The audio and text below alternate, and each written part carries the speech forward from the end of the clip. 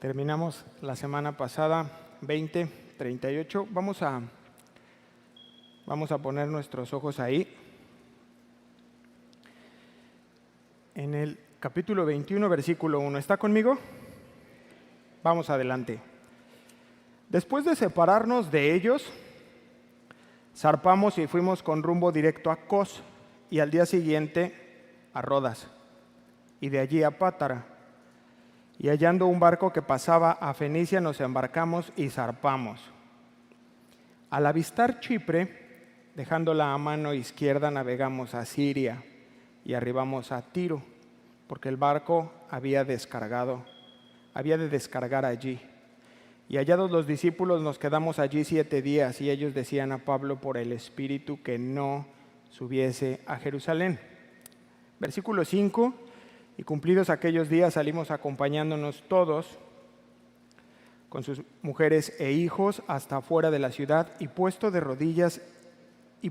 rodillas en la playa oramos. Y abrazándonos los unos a los otros subimos al barco, y ellos se volvieron a sus casas. Y nosotros completamos la navegación, saliendo de Tiro y arribando a Tolemaida. Y habiendo saludado a los hermanos, nos quedamos con ellos un día. Al otro día, saliendo Pablo y los que con él estaban, fuimos a Cesarea. Y entrando en casa de Felipe el evangelista, que era uno de los 7, posamos con él. Este tenía 4 hijas doncellas que profetizaban. Versículo 10. Y permaneciendo nosotros allí algunos días, descendió de Judea a un profeta llamado Ágabo, quien viniendo a vernos tomó el cinto de Pablo, y atándose los pies y las manos, dijo: Esto dice el Espíritu Santo: así atarán los judíos en Jerusalén al varón de quien es este cinto, y le entregarán en manos de los gentiles. Al oír esto, le rogamos nosotros y los de aquel lugar que no subiese a Jerusalén. Entonces Pablo respondió: ¿qué hacéis llorando y quebrantándome el corazón? Porque yo estoy dispuesto no solo a ser atado, mas aún a morir en Jerusalén por el nombre del Señor Jesús. Y como no le pudimos persuadir, desistimos, diciendo: hágase la voluntad del Señor. Después de estos días, hechos ya los preparativos, subimos a Jerusalén, y vinieron también con nosotros de Cesarea algunos de los discípulos, trayendo consigo a uno llamado Mnasón, de Chipre, discípulo antiguo, con quien nos hospedaríamos. Vamos a orar. Amado Dios, te damos muchas gracias por este tiempo. Venimos delante de ti para pedir tu ayuda, para lograr escuchar tu voz. Es necesario que tú nos ayudes, Dios, porque no hay capacidad en nosotros, no hay alguna facultad para poder entenderlo si no viene de tu parte. Disponemos nuestro corazón, te damos muchas gracias por este tiempo y te pedimos que sea de bendición, Señor, que tu palabra tenga el efecto que tú deseas en nuestro corazón. Te lo pedimos en el nombre de Jesús. Amén y amén. Le puse por título, si tú tomas nota, se llama Una verdad mayor. Una verdad mayor. Y la semana pasada terminamos con una escena profundamente conmovedora. No sé si la recuerdan. Cuando los ancianos de la iglesia de Éfeso se despiden de este equipo misionero, específicamente de Pablo, porque ellos ya van a continuar su viaje hacia Jerusalén. Y fue tan emotiva que vimos a Pablo y a estos hombres abrazándolo, besándolo del cuello, dice, y el equipo así como separándolo de ya déjalos, nos tenemos que ir, ¿no? Se va el barco. Y estaban tristes porque Ambas partes sabían que tal vez no se volverían a ver. En el corazón de Pablo estaba el hecho, la verdad, de que ya tal vez no los volvería a ver, entonces había un sentimiento ahí especial. Y en el corazón de estos ancianos de la iglesia de Éfeso también estaba esta verdad. No lo vamos a volver a ver. Y entonces lo abrazaban, lo besaban, que era una costumbre en aquel tiempo, el ósculo santo, ¿no? Y le besaban y, Pablo, te queremos mucho, cuídate, porque sabían que ya no. Entonces fue muy emotivo. Pablo y su comitiva ahí luchando por desprenderlos del cuello de Pablo. Finalmente le besan, doliéndose, dice la Escritura, y finalmente suben al barco. Se tiene que cumplir. Y pues ya ahí mirándose a la distancia el barco y los que iban en el barco pues también mirándolos a lo lejos, ahí despidiéndose, llenos de recuerdos, inician el tramo final, la parte final de ese viaje para llegar finalmente a Jerusalén. Vamos a poner nuestros ojos en Hechos 21, verso 1. Comienza Lucas a narrarnos ya desde el barco. Después de separarnos de ellos. Y qué difíciles son las separaciones, ¿no? Como ya vimos. Pero pensemos en nosotros por un momento. Cuando te cambian de residencia por un tema de trabajo, que ya tienes establecido tu casa, tu grupo de amigos, tus rutas para ir a trabajar, tus rutas para ir al súper, y ya estás bien establecido. Y de pronto tienes que cortar con eso y dejarlos. Es bien difícil. Nosotros tenemos, ya hasta perdí la cuenta, 4 o 5 movimientos de ese tipo. Y son procesos bien duros, bien difíciles. Y dice Lucas, después de separarnos de ellos, la separación. ¿O qué tal cuando pierdes a un ser querido? Se da ese fenómeno de separación. Qué duro es, porque queda un vacío material, porque ya no está el cuerpo físico de la persona ocupando un espacio en la tierra. Su ropa, su silla, y a veces tú estás ahí, volteas y ya no está. Y ya no está ese espacio físico, hay una separación, pero también hay una parte que no es material, sino espiritual. Hay recuerdos, hay palabras. Sigues oyendo su voz, esas palabras que te dijo, momentos que no ocupan un espacio material, pero que están ahí en el corazón. Y tenemos contacto con esta parte de separación, ¿no? Que esa tristeza que se genera y hay ese contacto. Pero ¿sabe qué? Los cristianos, ¿hay aquí cristianos? Los cristianos, hombres y mujeres, que por la gracia de Dios hemos recibido su perdón y que Dios ha puesto en nosotros un corazón regenerado, tenemos un gran anhelo, ardiente, fuerte, interno, por el cual nos desgastamos cada día en esta tierra. Y este deseo es poder mirar a Jesucristo. ¿Sí está de acuerdo? Que sabemos, que tenemos la certeza, la seguridad de que en aquel día le veremos personalmente, cara a cara. Podremos escuchar su voz, porque escuchamos su palabra y estamos escuchando la voz de Dios, pero la voz audible que te llame por tu nombre, eso sí que nos anima, ¿no? Y ese es nuestro mayor anhelo, pero por si esto fuera poco, hay algo especial todavía. Como si nos hiciera falta algo todavía, como si hubiera algo mayor, y es que el Señor nos va a dar un regalo más, y es volver a ver a todos aquellos que murieron en la fe. Entonces, si tú has perdido un familiar, no te entristezcas. Si era cristiano, lo vas a volver a ver. ¿Te anima eso? ¿Sí trae ánimo a tu corazón? Muy bien. Y ya están de camino. Regresamos a nuestro texto.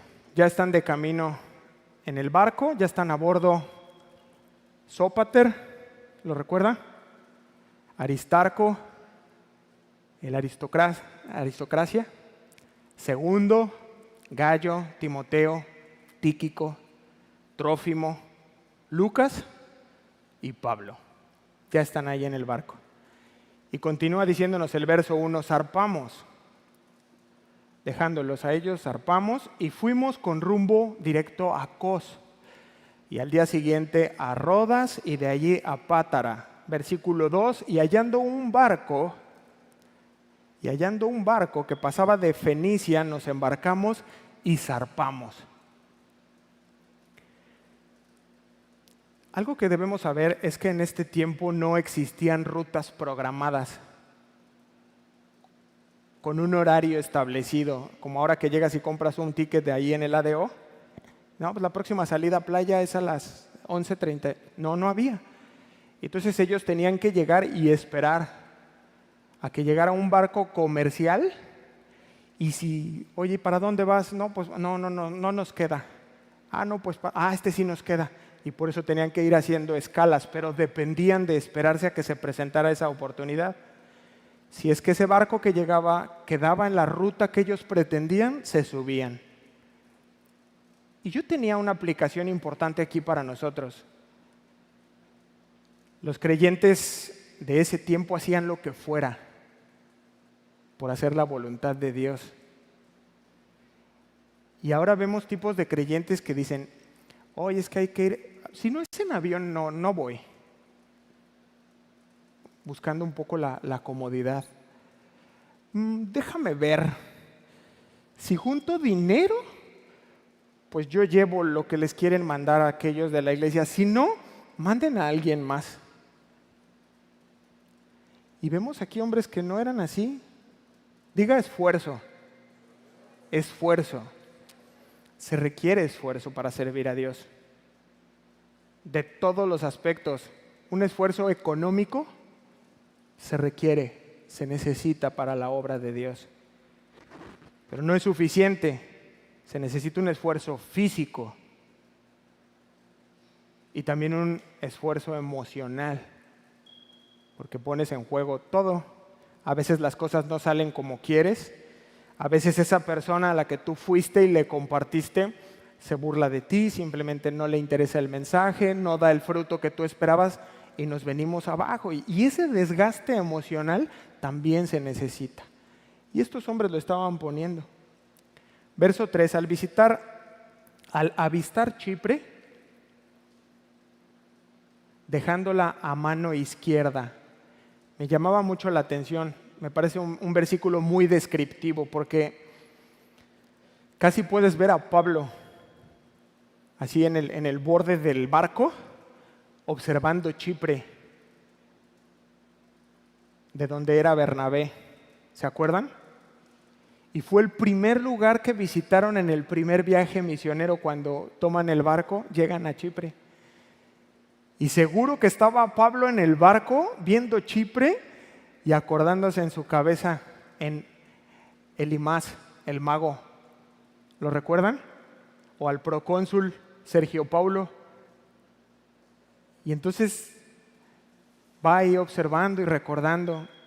Y continúa el verso diciéndonos, navegamos hacia Siria y arribamos a Tiro, porque el barco había ¿de qué? De descargar allí. Ahí está, barcos de carga. A ver, vamos a ponernos en contexto. Viajaban entre cajas, entre bultos, paquetes, bolsas. O sea, no estamos hablando de un viaje de primera clase en avión. Para llegar finalmente a tierra, dice el versículo. Y entonces yo quiero hacerles una pregunta. ¿Qué sería lo primero? Obviamente vamos a ponernos en ese contexto en el que estaban viajando ellos, en un barco de carga.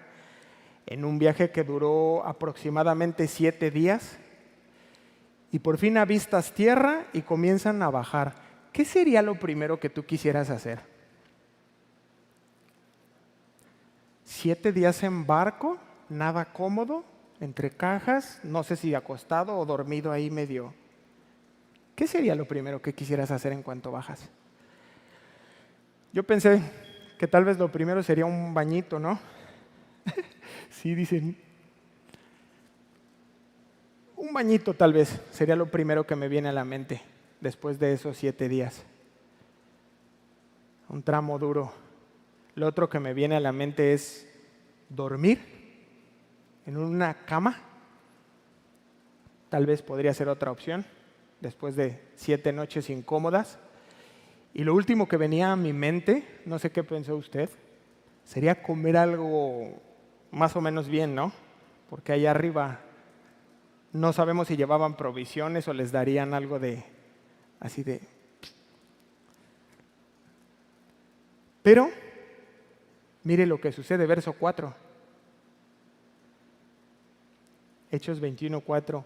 Y hallados los discípulos, nos quedamos allí 7 días.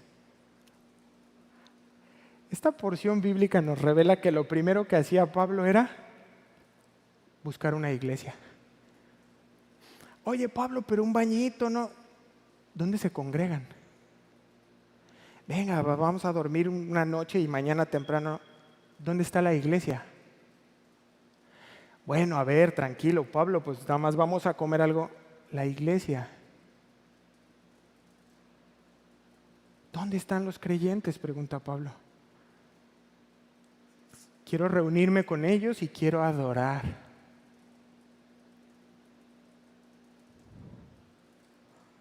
Quiero buscar a Dios a través del cuerpo.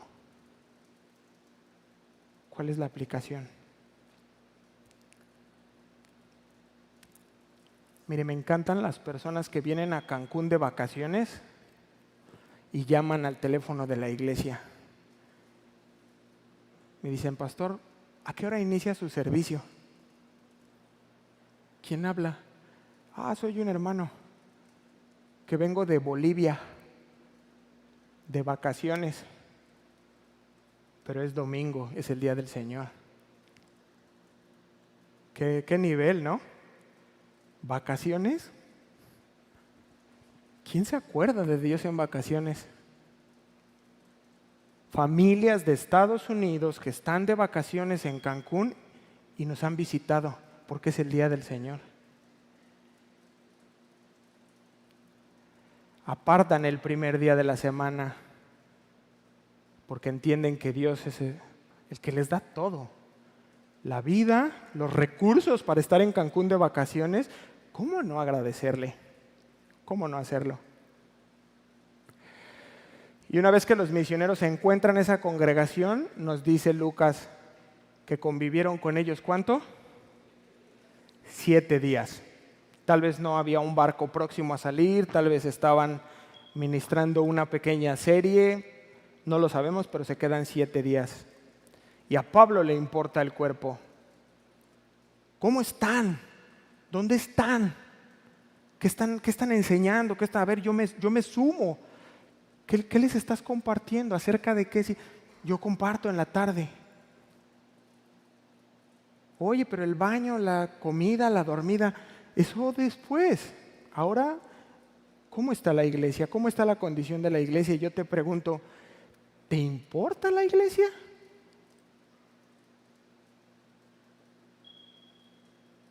Porque si eres de las personas que en cuanto termina el servicio tú te vas corriendo,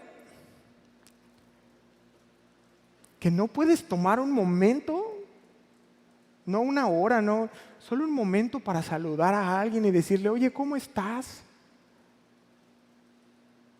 Con toda seguridad hay aquí una persona que puede estar necesitando de tu oración.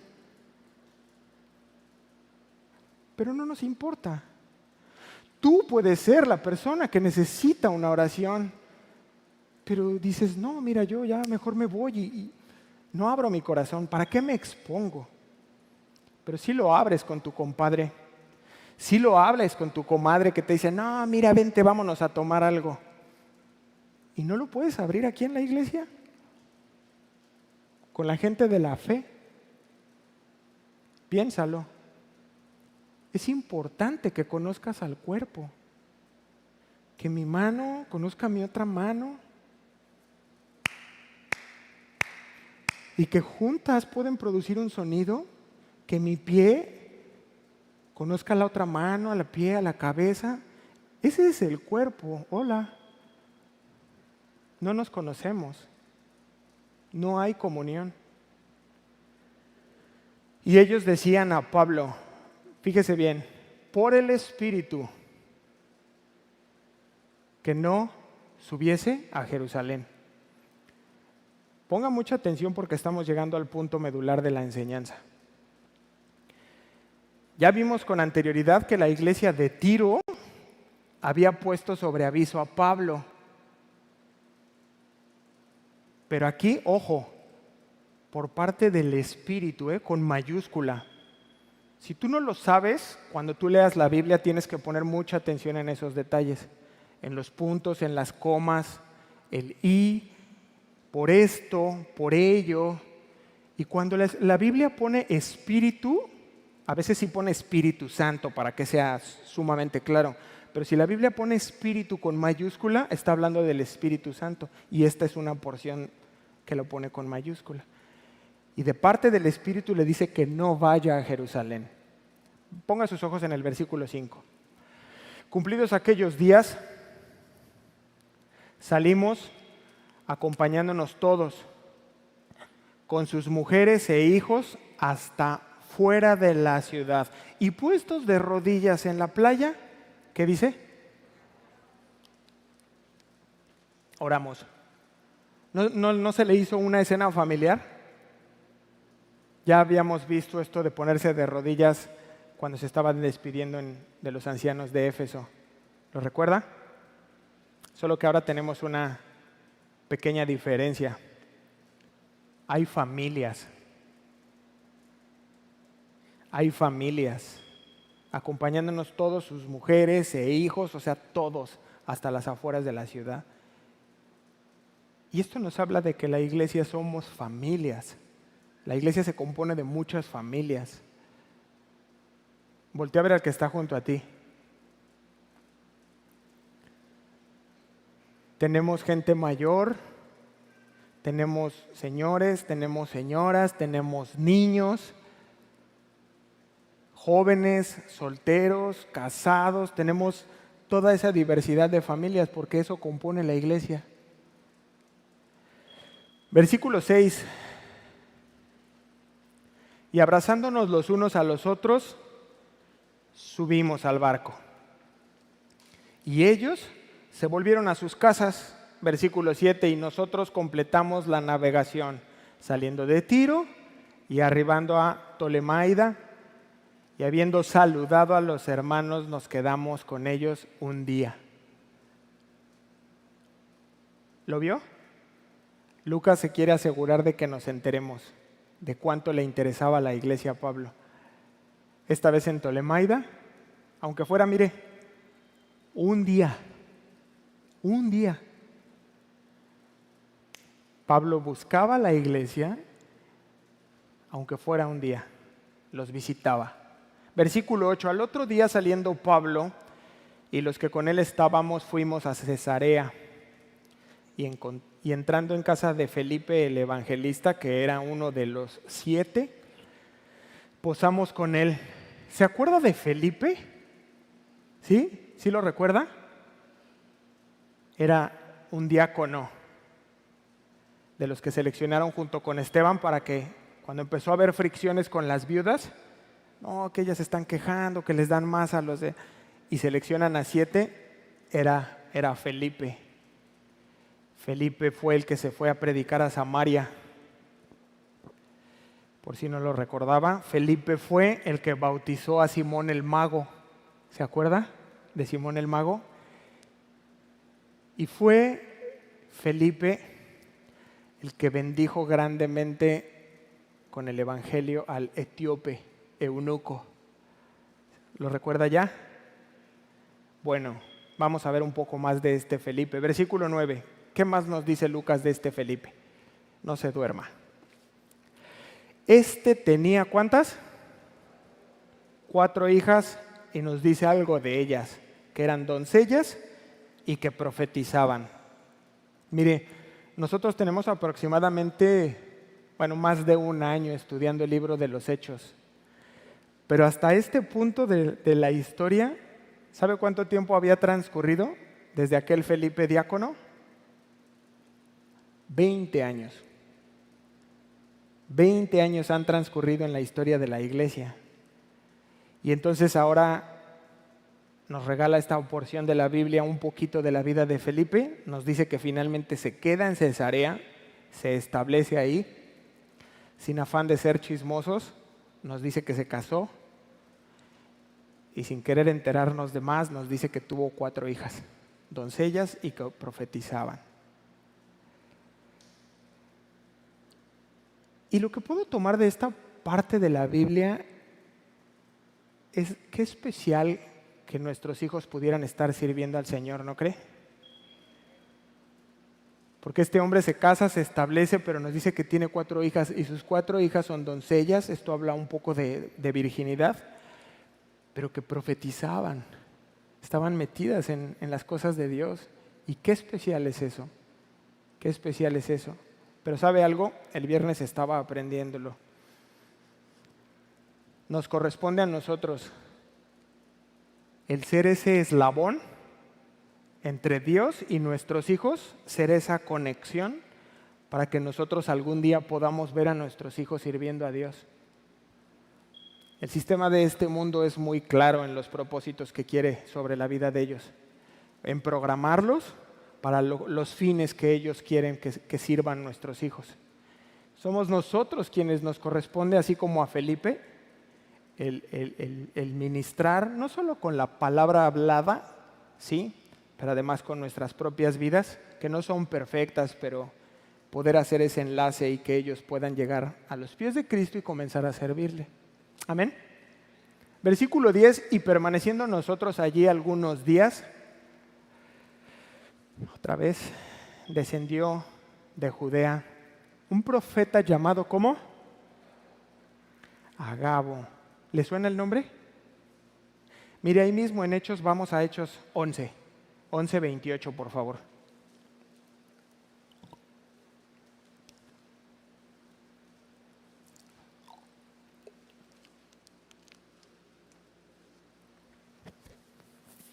¿Está conmigo?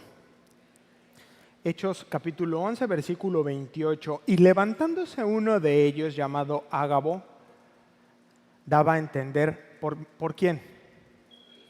¿Qué nota? ¿Dice Espíritu Santo? ¿Se refiere al Espíritu Santo? Daba a entender por el Espíritu, esto nos lo dice la Escritura para que no te quepa duda que venía de parte de Dios, que vendría una gran hambre en toda la tierra habitada, la cual sucedió en tiempo de Claudio. Era de Dios, era profecía verdadera y se cumplió. Versículo 29, entonces los discípulos, cada uno conforme a lo que tenía, ¿qué hicieron? Algo en su corazón. Se determinaron enviar socorro a los hermanos que habitaban en Judea.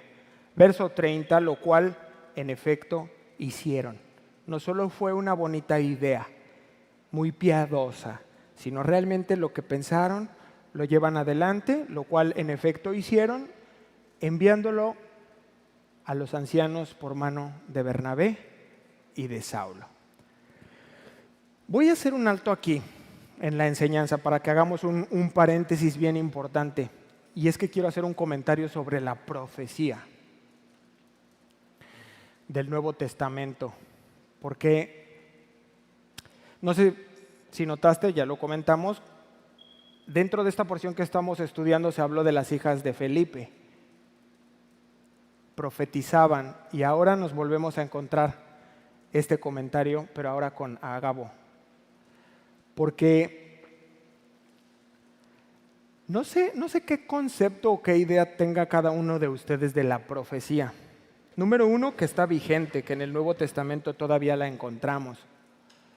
Pero Yo conocí una iglesia en donde invitaron a un profeta. Y entonces, pues fue un boom, porque yo creo que en este mover como morboso, es como, ay, pues yo quiero profecía de parte de Dios, como si la Biblia no fuera suficiente. Llegó un montón de gente y hacían fila para poder pasar ahí a solas un momento con el profeta y que te diera profecía. Y yo escuché cosas como estas. Así ponía las manos y le decía, Dios te va a usar grandemente en las naciones. Ok. Escuché algo así como, te llevará fuera de México y serás un instrumento en sus manos. Yo les pregunto, ¿a quién no le agrada escuchar eso? Levanta tu mano, ¿te encantaría escuchar eso o no? Sí, ¿no? Pero a mí me suena más bien como un viaje de vacaciones. Sí, o sea, suena padre, al oído es agradable. Y las profecías que nosotros encontramos aquí, hablando solo de la de Ágabo, son dos. La primera es, habrá una gran hambre en la tierra. Ah, no, espérame, prefiero ser instrumento, ¿no? Y la otra profecía, que es la que vamos a leer ahorita, está diciendo, esto dice el Espíritu Santo, le dice, Pablo, ¿de quién es este cinto? Te van a herir, te van a dar una golpiza, te van a quitar la vida. Ahora te vuelvo a preguntar, ¿a cuántos les gustaría escuchar esa profecía? Solo quería aclararlo. Y no porque si te dan una profecía, podríamos decir positiva, no venga de parte de Dios, no necesariamente. Pero te lo digo para que te asegures que la profecía viene de parte de Dios. Número 1, si se cumple, era de parte de Dios. Si no, tal vez solo te cotorrearon con un viaje de vacaciones. Tienes que diferenciar, aunque pueda parecer agradable al oído. ¿Ok? Cierro mi paréntesis y vamos a continuar. Ahora vamos a leer la profecía sobre Pablo. Hechos 21:11.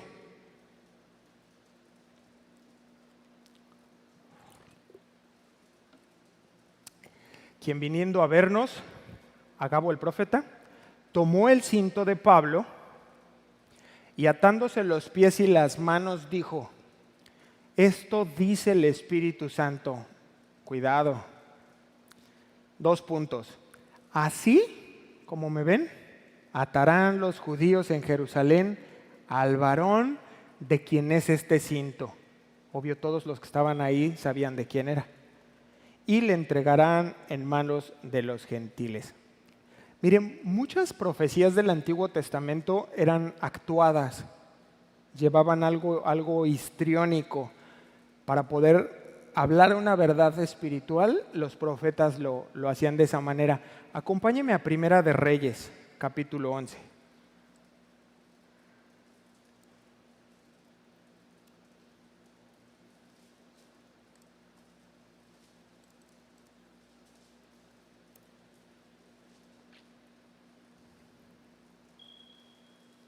Primera de Reyes 11:29.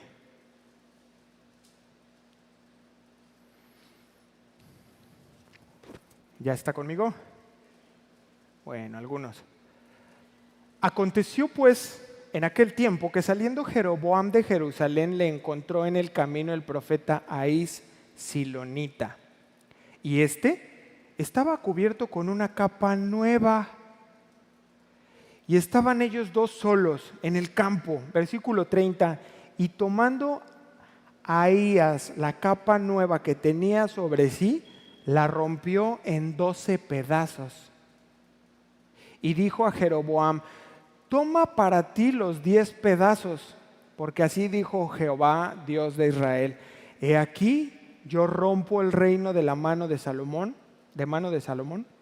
y a ti te daré 10 tribus.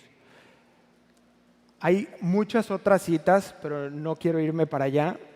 Solo era para dar el ejemplo de cómo en el Antiguo Testamento las profecías tenían una parte de actuación. Un profeta tuvo que salir desnudo a la ciudad porque Dios quería darle una enseñanza a la nación de Israel. Entonces hay muchas partes que se actuaban para tratar de explicar este mensaje, que fuera como más A, B, C, que la gente no tuviera forma de decir, no entendí. A ver, ahí están 12 pedazos de capa, dice Dios que elijas 10, hablando de las naciones, es claro, ¿no?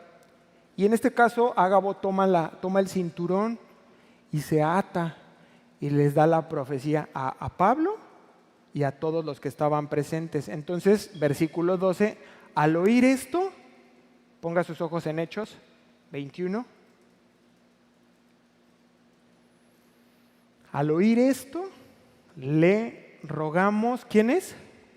Nosotros y los de aquel lugar, que no subiese a Jerusalén.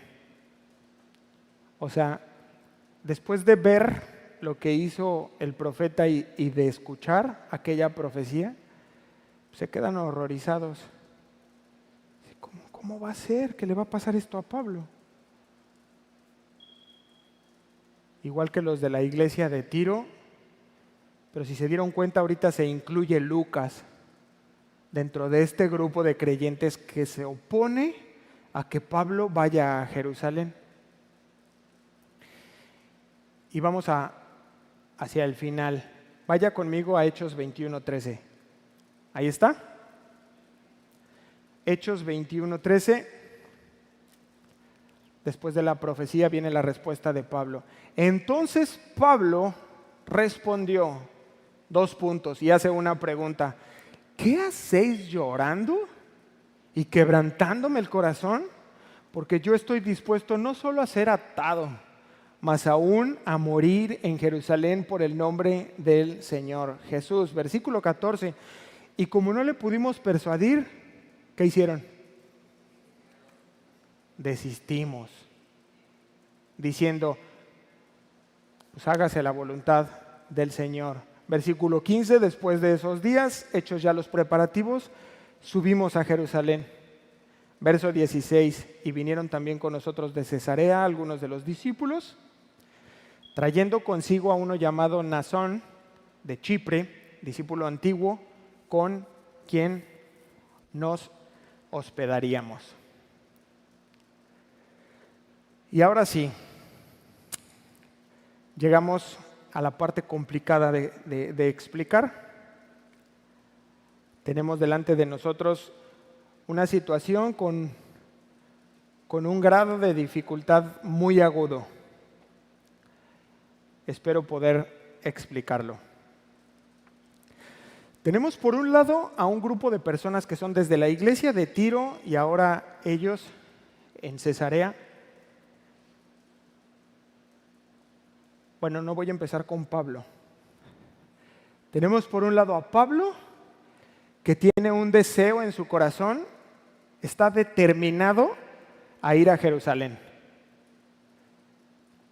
Tiene un propósito piadoso y es llevar esa ayuda económica que vienen trayendo desde las iglesias de Asia a los que están necesitados en la fe. ¿Se está conmigo? Y quiero ir un poquito más allá y explicar este deseo de Pablo. Pablo en realidad, con una visión mucho más amplia, lo que está viendo desde el concilio es que hay una grieta en la iglesia cristiana.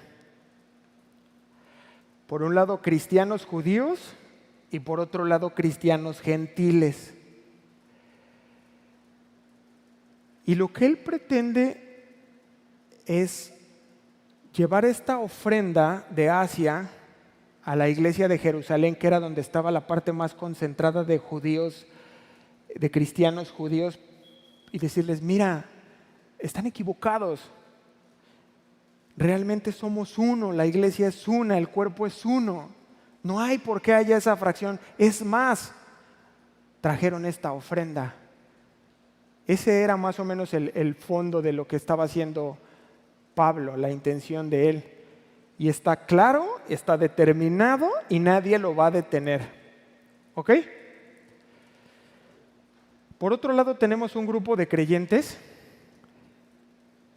la iglesia, Hechos 2, no vaya, Hechos 21:4, y ellos decían a Pablo por el Espíritu, los de Tiro, que no subiera a Jerusalén. Este mismo grupo también los de Cesarea, incluido ya Lucas. O sea, es la iglesia y la iglesia, ojo. Le rogamos nosotros y los de aquel lugar que no subiese a Jerusalén. ¿Estamos claros hasta aquí? Ahora les pregunto, ¿quién tenía razón? Levanta tu mano si tú crees que Pablo tenía razón. ¿Sí? Baja tu mano. Levanta tu mano si tú crees que la iglesia, los de Tiro, los de Cesarea, Lucas, toda la iglesia tenía razón. ¿Nadie? ¿Y los que no la levantaron? Se los damos a un hermano que cree que la iglesia tenía razón. Gracias por el valor, porque nadie más levantó la mano. Para conocer la verdad, tendríamos que hacer una pregunta un poco más profunda y sería, ¿quién está haciendo la voluntad de Dios? Esa pregunta nos va a encaminar hacia encontrar la verdad. Vaya a Hechos 19:21.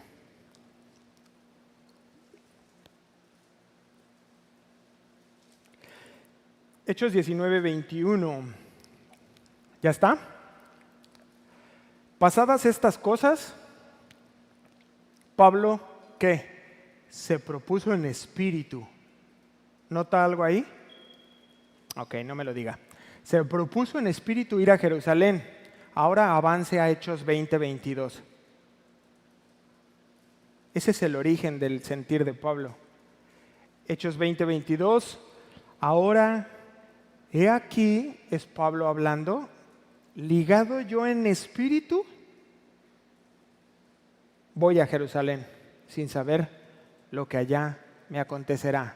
Ya vimos dos argumentos de este lado. Ahora acompáñame a Hechos 21:4.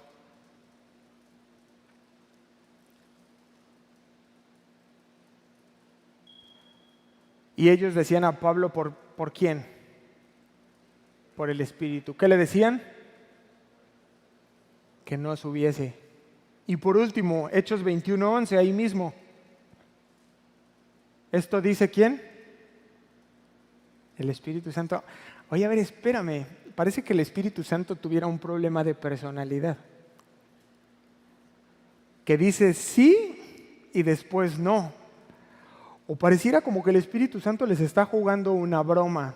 Como a Pablo le digo una cosa, pero a la iglesia le digo otra. ¿Quieren saber quién tenía la razón?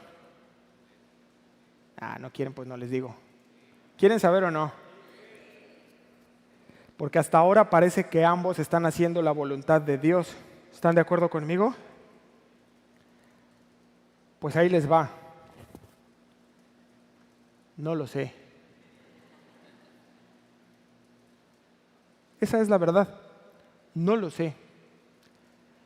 Existe una pequeña pista, no vayan, más adelante en Hechos 22:18, Pablo está hablando y dice que el Espíritu le dice, date prisa y sal prontamente de Jerusalén. Esto nos podría dar una respuesta, pero no tenemos completa seguridad de que tal vez Pablo se equivocó, no podemos asegurarlo. Y entonces vamos al punto importante. Y es que Dios a través de esto quiere enseñarnos algo mayor. Y es que la unidad y los desacuerdos no son incompatibles. La unidad y los desacuerdos no son incompatibles, hermanos. Es lo que podemos ver a través de esta porción y es la enseñanza que quiere darnos. O sea, no todo el tiempo aquí en la iglesia vamos a decir, vamos a pintar y todos van a decir sí. No todo el tiempo va a haber esa unidad, van a haber diferencias. Pero eso no quiere decir que tenemos que estar fraccionados. No, me voy. No. Esto es lo que estamos aprendiendo aquí. Ambas partes estaban viendo y le decían, no te vayas, no subas. Una iglesia, otra iglesia, Lucas incluido ahí. O sea, gente que convivían muy de cerca y Lucas, oye, no vayas. Y un Pablo determinado, a ver, no me entristezcan. Nos recuerda un poco la figura de Jesús, ¿no? No vayas, Jesús, apártate de mí. Y aunque estaba esta diferencia, había unidad. Y si se dieron cuenta en el versículo 14, dice, y como no le pudimos persuadir, desistimos, diciendo, hágase la voluntad del Señor. O sea, no está fácil. Imaginen esa oración en la playa. Señor, oramos por Pablo, que aunque está necio en su corazón y quiere subir, pues acompáñalo. O alguna oración de Pablo dice, no, Señor, pues ellos no entienden, pero hazles madurar, yo voy a obedecerte. O sea, oraciones que tal vez estaban en contraposición, pero no empezaban, cancelo la oración de Pablo. Y Pablo diciendo, en el nombre de Jesús, echo abajo estas oraciones de... No, esta verdad es mayor. La unidad y los desacuerdos no son incompatibles. La unidad por encima de las diferencias. ¿Sí? Hay algunas decisiones que se tengan que tomar que a lo mejor tú no estés de acuerdo. No te tienes que ir. No tengo yo que entregar la iglesia. No, pues es que yo quería que fuera así. No. La unidad está por encima de las diferencias. Eso habla de una iglesia madura, de creyentes maduros. No estoy de acuerdo, pero es tu responsabilidad como líder. Y si tú estás decidiéndolo así, voy a por la unidad. Y desistimos. Y si no era la voluntad de Dios, voy a estar contigo también, Sergio, cuando veas que te equivocaste. ¿Cuántos dicen amén? Y si no me equivoqué, también vamos a seguir juntos, unidad. Amén. Y el punto más importante, el amor entrañable y la comunión del cuerpo no es opcional. El amor entrañable y la comunión del cuerpo no es una opción. Es lo que nos enseña la Escritura en esta porción a través de la vida de Pablo.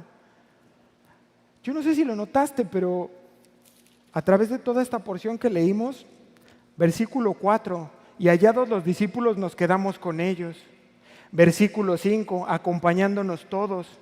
Versículo 6, abrazándonos los unos a los otros. Versículo 7, saludando a los hermanos, nos quedamos con ellos un día. Versículo 8, y entrando en casa de Felipe, posamos con él. Versículo 9, y permaneciendo nosotros allí algunos días. En medio de esta diferencia, tú no puedes amar a Dios y no amar a su iglesia. Si dices que amas a Dios, amas a la congregación. Amén. Que Dios nos ayude, hermanos, a vivir nuestra fe de una manera que refleje unidad en medio de las diferencias. que podamos mostrarle a los demás creyentes y al mundo que en medio de las diferencias podemos estar unidos. Y entonces ellos puedan ver el amor de Cristo en la manera en que nos tratamos entre nosotros.